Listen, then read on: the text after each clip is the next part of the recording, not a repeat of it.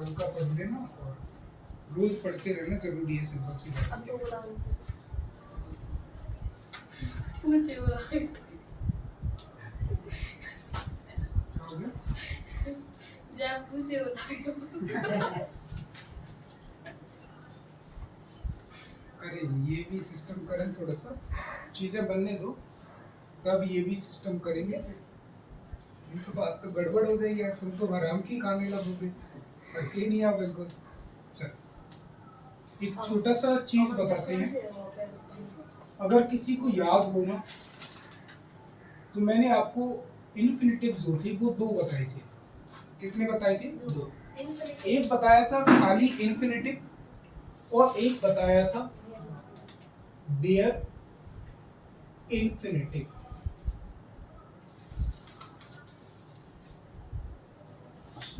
दो इन्फिनिटिव बताए थे, एक था इन्फिनिटिव और एक था बेयर इन्फिनिटिव। कल भी बताया था, और इससे पहले जब इन्फिनिटिव की क्लास पहली क्लास हुई थी, पहले दिन तो पूरा डिटेल से बताया था बिल्कुल। जब आप पहली क्लास देखोगे ना, या जिन्होंने अटेंड की थी वो पहली क्लास, उनको पूरी जानकारी होगी कि क्या इन्फिनिटिव होता है, क्या बेयर इन्फिनिटिव होता है। तो देखो इन्फिनिटिव का हमें सिंपल सा मेथड समझ में आता है कि इन्फिनिटिव हम किसको बोलते हैं, 2 प्लस v1 को हम क्या बोलते हैं, इन्फिनिटिव बोलते हैं। लेकिन ये इन्फिनिटिव नहीं है, ये क्या है, bear infinitive.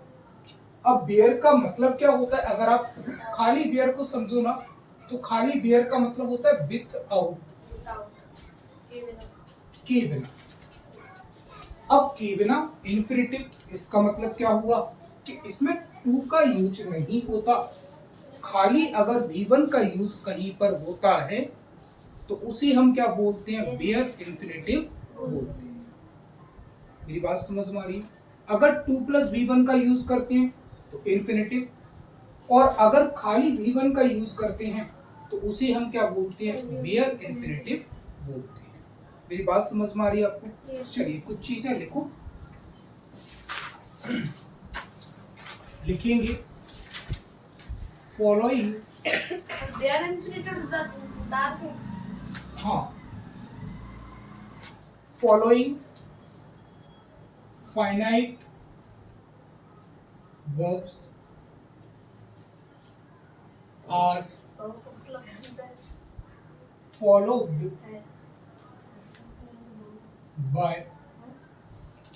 followed by bare infinitive। अगर ये वर्ब पहले से लगी हो, कुछ फाइनाइट वर्ब आपको बता रहे हैं, अगर वो फाइनाइट वर्ब आपके सेंटेंस में पहले से लगी हैं और फिर आपको कोई और वर्ब लगाने को कहा जाता है, तो फिर आप बेयर इन्फिनिटिव का क्या करेंगे, यूज करेंगे। See watch notice, see watch notice,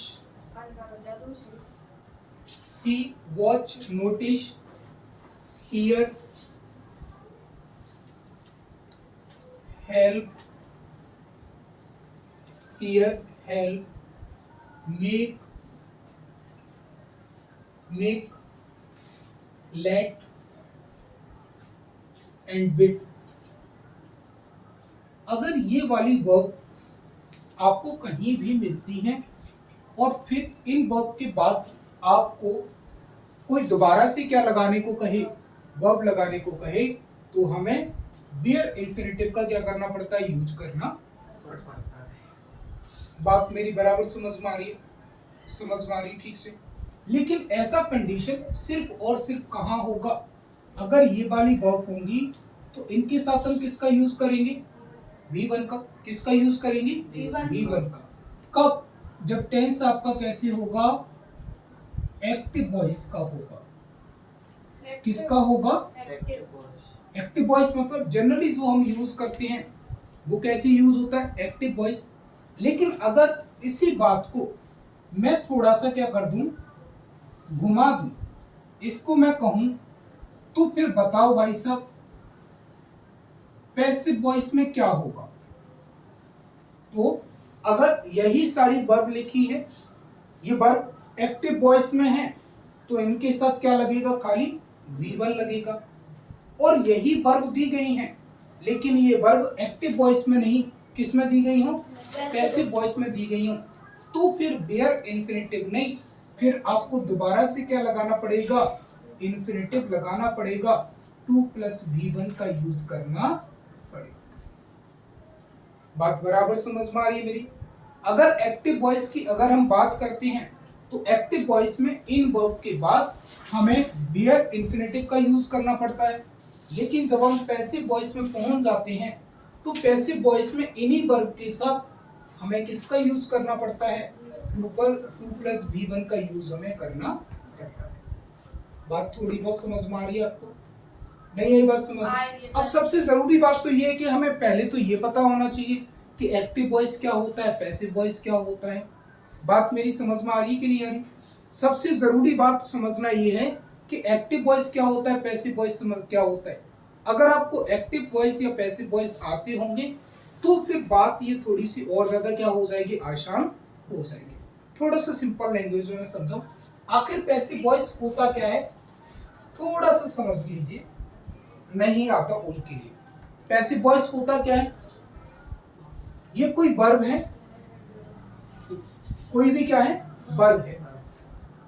वैसे क्या होता है, अगर आप समझोगे तो सब्जेक्ट कहाँ होता है, वर्ब से पहले, और ऑब्जेक्ट कहाँ होता है, वर्ब के बाद। और अगर ऐसा है कि सब्जेक्ट वर्ब से पहले ही है और ऑब्जेक्ट वर्ब के कहाँ है, बाद है, तो फिर इसको हम क्या बोलते हैं, एक्टिव वॉइस बोलते हैं।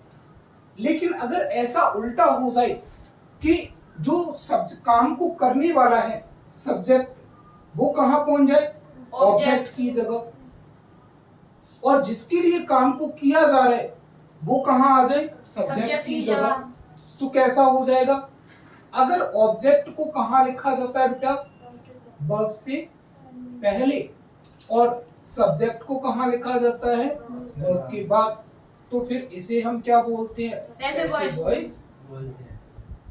ठीक है, थोड़ी बहुत भेजी में बात आई। जिसके लिए काम किया जा रहा है, अगर वही सब्जेक्ट का काम करने लगे, तो फिर वो क्या बन जाती है बात बेटा, पैसिव वॉइस बन जाती है। और कल मैंने आपको बताया था, कल या परसों की क्लास में, जो हमारी इन्फिनेटिव की पहली क्लास है, उसमें आपको ऐसा बताया गया है कि पास्ट पार्टिसिपल का यूज हम किस में करते हैं, पैसिव वॉइस में करते हैं। कहाँ करते हैं पास्ट पार्टिसिपल का यूज, पैसिव वॉइस में। पास्ट पार्टिसिपल क्या होता है, वर्ब का थर्ड। बात समझ में आ रही थोड़ी बहुत। अगर ये जरूरी लगे तो थोड़ा बहुत लिख लेना, ठीक है। चलो कुछ एग्जांपल लिखते हैं, क्या हमारी बात ये कहीं ना कहीं ठीक बैठ रही है कि या हम वैसे अंदाज से लगे हुए हैं।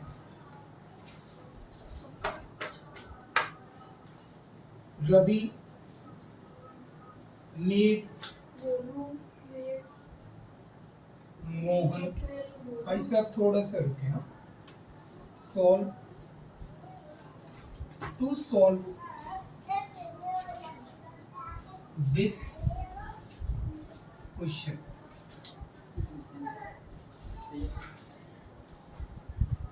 चलो एक और लिखो, Kiran helped Neetu to collect या collect the money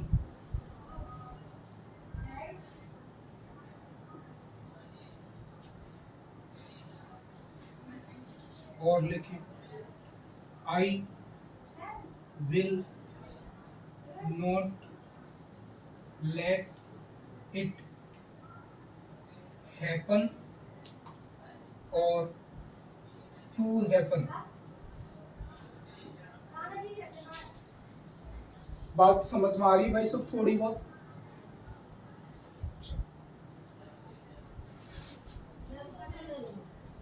Mohan was made to solve या सॉल्व दिस क्वेश्चन।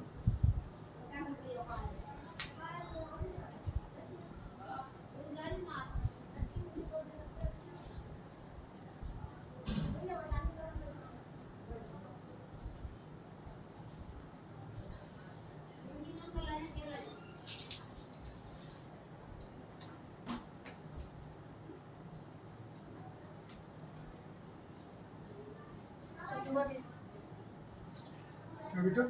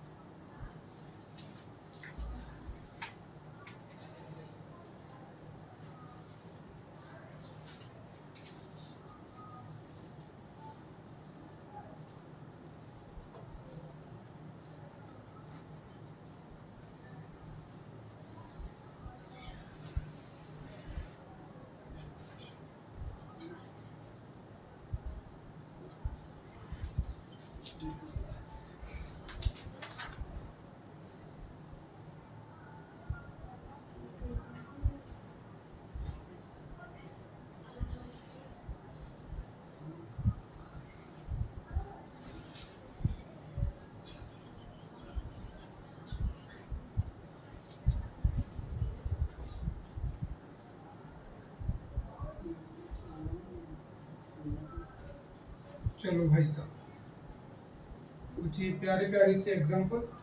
पहले आप अपना लॉजिक लगा लो और उसके बाद फिर इस समस्या को सुलझाने का साथ मिलकर अपन प्रयास करेंगे कि आखिर ये समस्या क्या है। थोड़ा सा दिमाग लगाओ और चीजों को सुलझाने का प्रयास करें। थोड़ा हटना।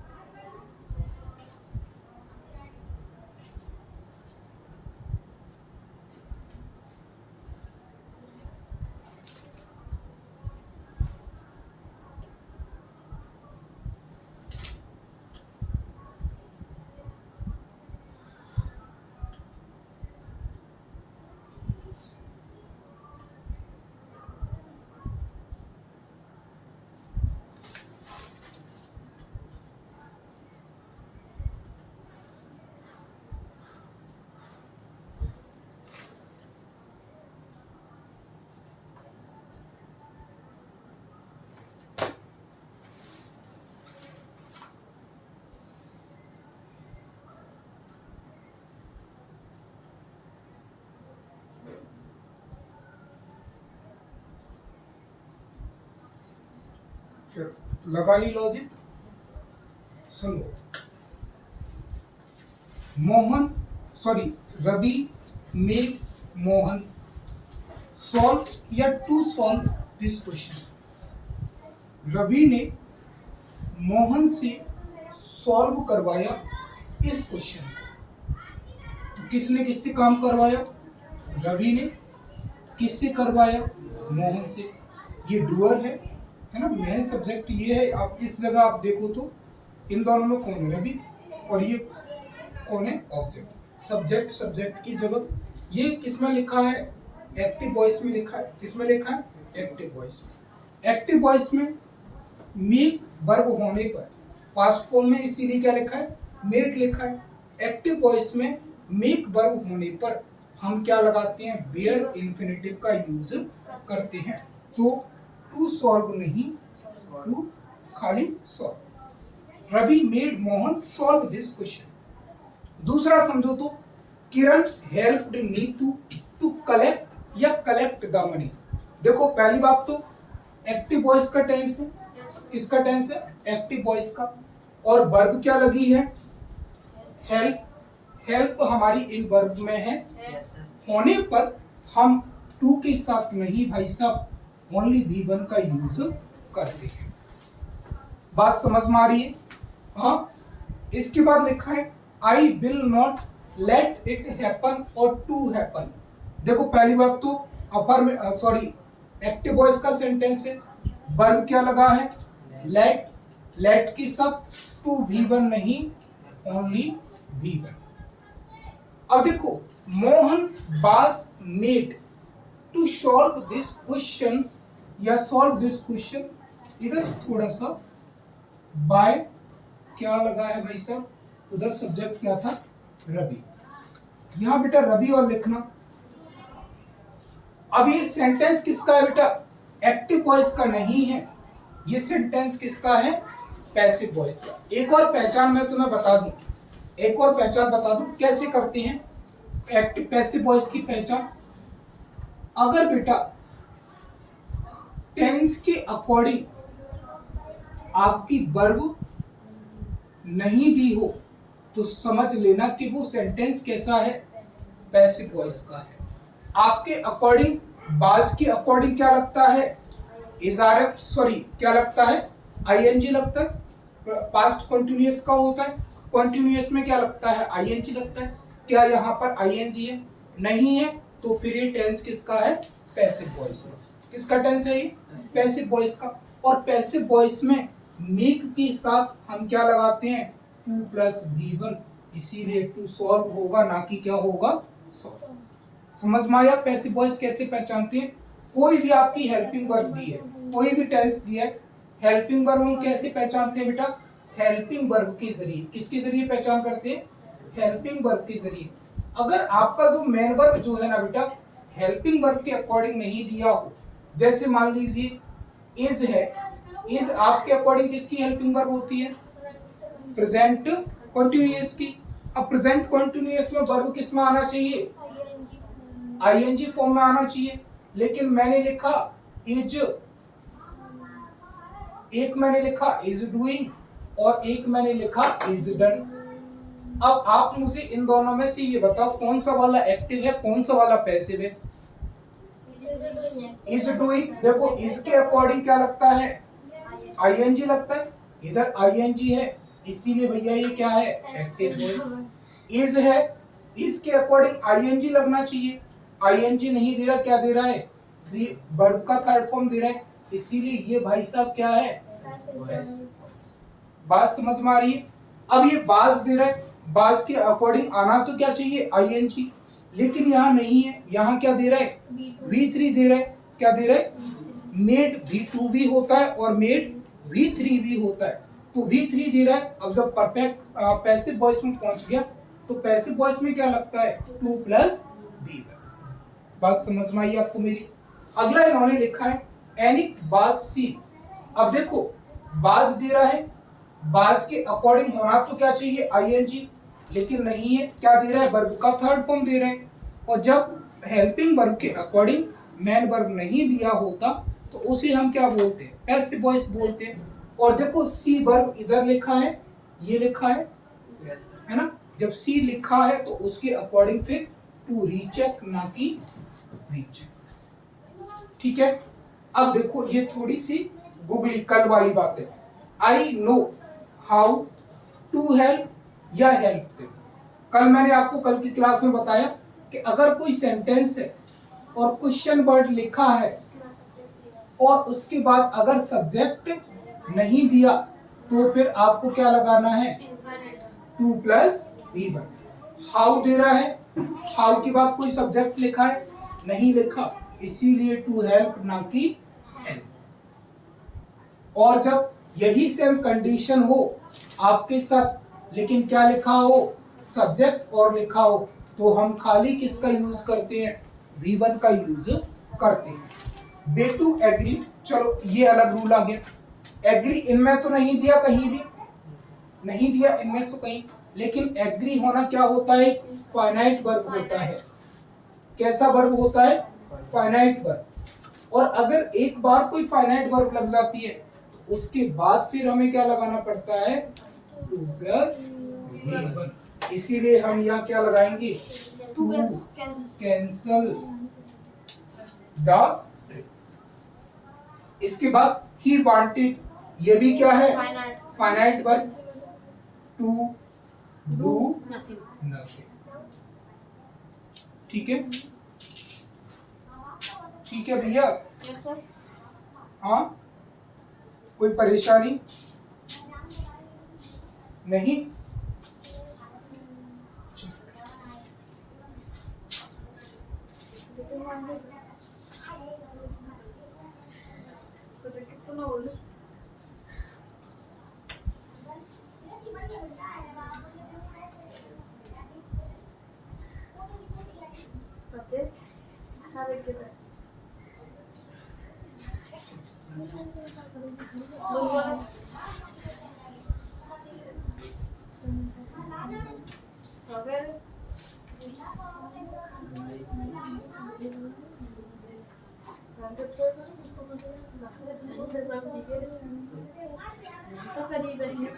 अरे क्या करने का यार,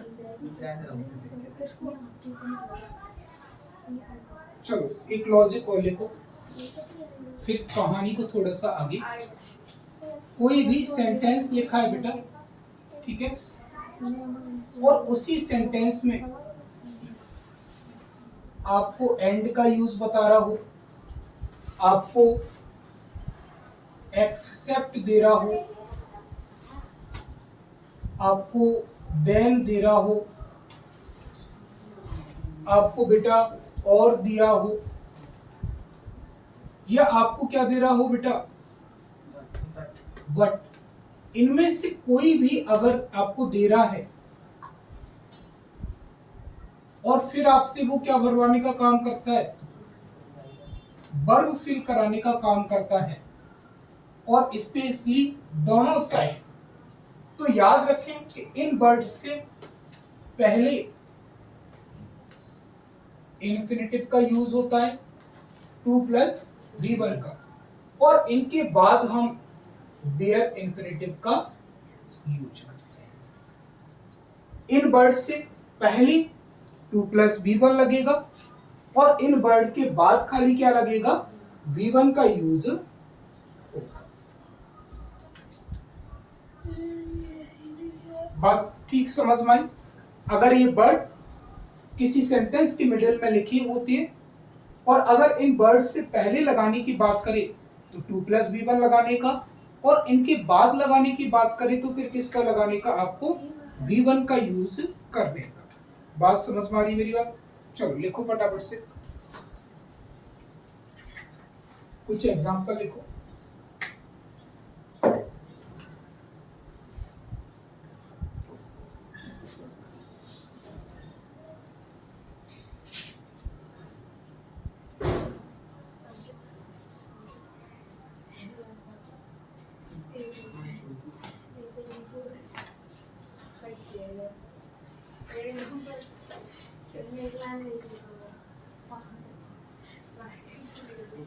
चलो भाई सब भरो फटाफट से।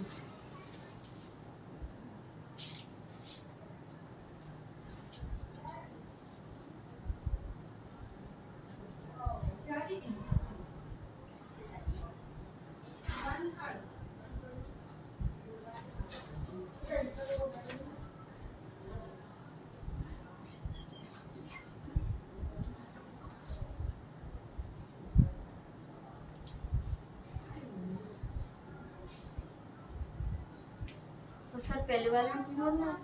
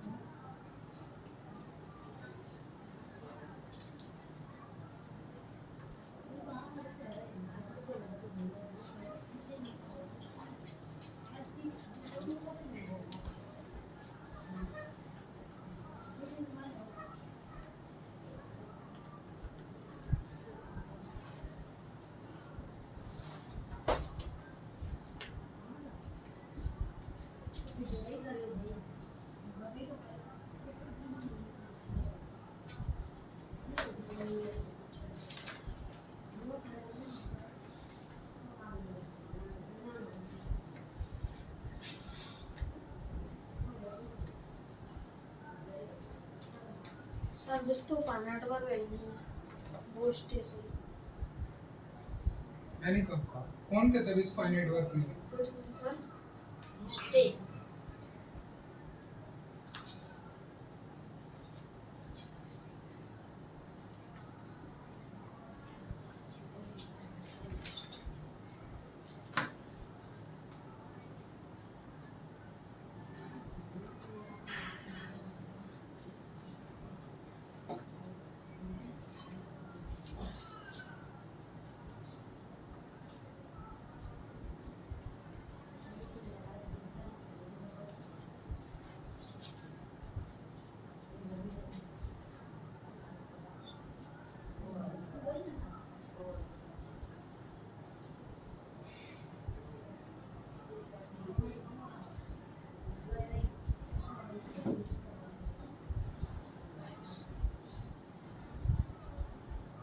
हर जगह लगाए लेकिन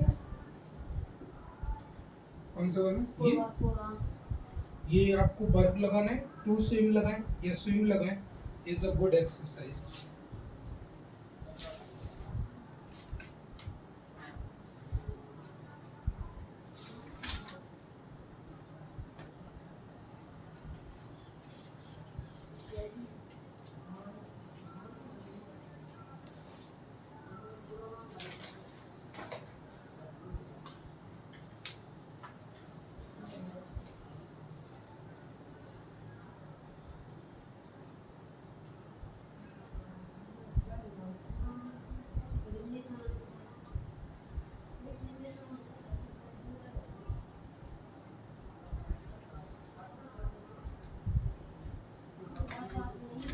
ठीक है, बात आगे बढ़ाएं। Yes sir. चलो, क्या लगा है? बट बट से पहले टू प्लस और बट के बाद। बी वन इधर दोनों लॉजिक लग सकते हैं। वांटेड क्या है? फाइनाइट वर्ब और फाइनाइट वर्ब के बाद टू प्लस बी वर्ब और एक्टिव वॉइस में टेंस है। ठीक है। सी डिसाइडेड, फाइनाइट वर्ब, उसके बाद क्या लगा है? हमें एंड से लेना देना है। To revise and write the rules. I wish, क्या करना चाहता हूं? Stay here. अब देखो, हाँ क्या लगा है? एंड। एंड से पहले to plus I wish to stay here and study. Sir finite verb है मिस, हाँ जी। लिखवाई तो है सर। अब देखो, अब क्या लगा है? स्विम लगा है। स्विम के अकॉर्डिंग हमें यहाँ वर्ब फिल करना है। इज अ गुड एक्सरसाइज, एक अच्छी एक्सरसाइज है। अब हम कर क्या रहे हैं? इन्फिनिटिव कर रहे हैं। क्या कर रहे हैं? इन्फिनिटिव। और जब भी हमें वर्ब से क्या बनानी पड़े?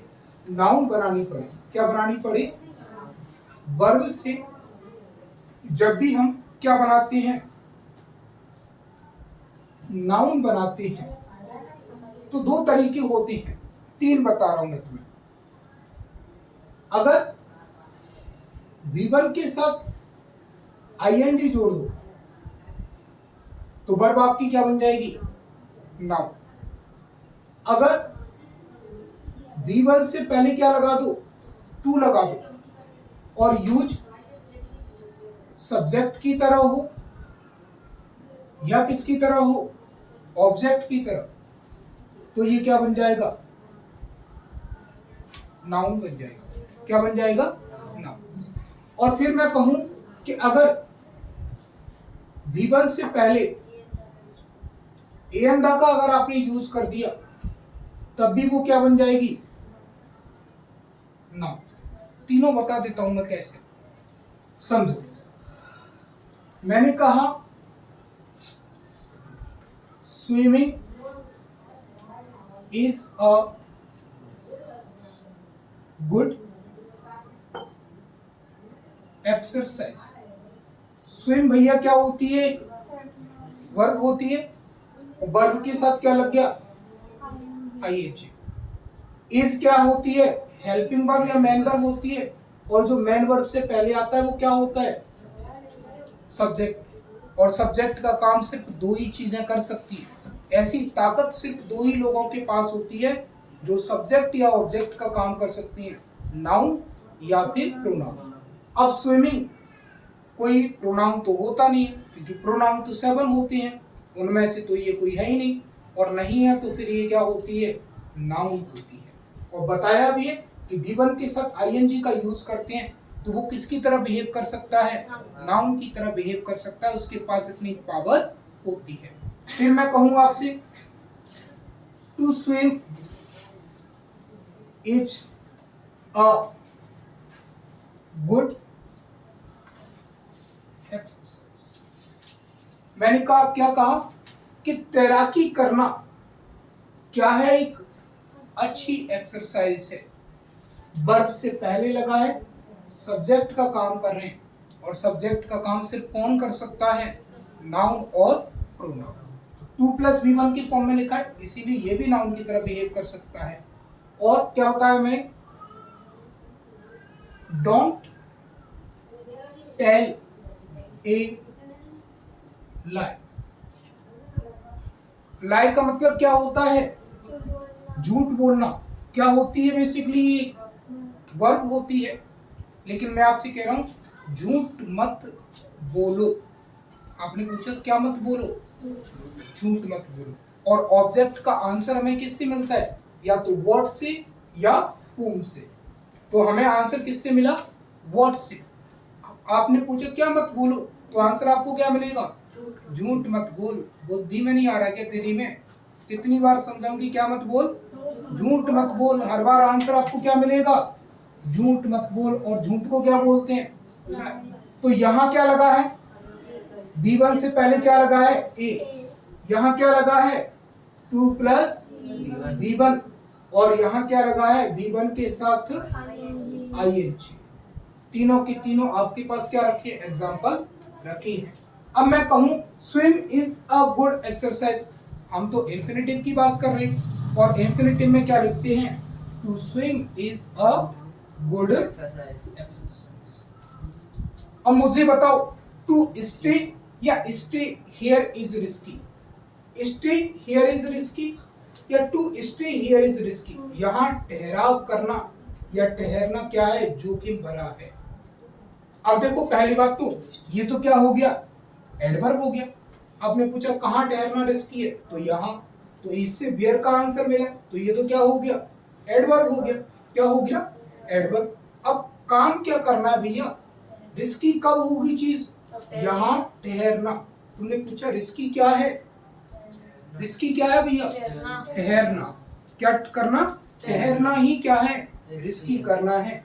इसीलिए टू स्टे ना कि स्टे। वैसे भी सब्जेक्ट की जगह नाउन लेता है। क्या? सब्जेक्ट की जगह मैं नाउन नहीं लेता। हाँ, सब्जेक्ट की जगह क्या काम आ सकता है?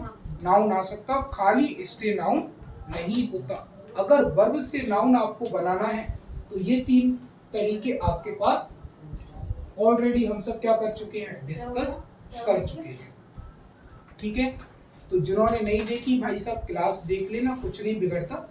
आप 2x पे करके देख लेना, ताकि ये बुद्धि में बात कम से कम आएगी अपनी में, और इन्फिनिटिव अपना क्या हो जाता है? यहाँ पूरा हो जाता है। अब कल से अपन पढ़ेंगे अगला टॉपिक नॉन लिविंग। क्या? Non infinitive. अरे नॉन इन्फिनिटिव कैसे होगा? कल से हमें पढ़ने को मिलेगा जीरेंट। ठीक है, और ये जो है ना, ये आपने देखा यहाँ स्विमिंग, ये क्या होता है? जीरेंट होता है। इस पर अपन डिटेल में कल चर्चा करेंगे। पढ़ना है, रिवीजन कर क्या? फाइनाइट करा दिया। हाँ, फाइनाइट इससे पहले हो गया। ठीक है, ये नॉन फाइनाइट चल रहा है, और नॉन फाइनाइट आप सब बहुत अच्छे से समझने लगे थे, लेकिन क्लासेस का रिवीजन करना बहुत जरूरी है। हर रोज पीछे की क्लासेस के पन्ने पलट के आना है ध्यान से। ठीक है, कल आना है भाई सब।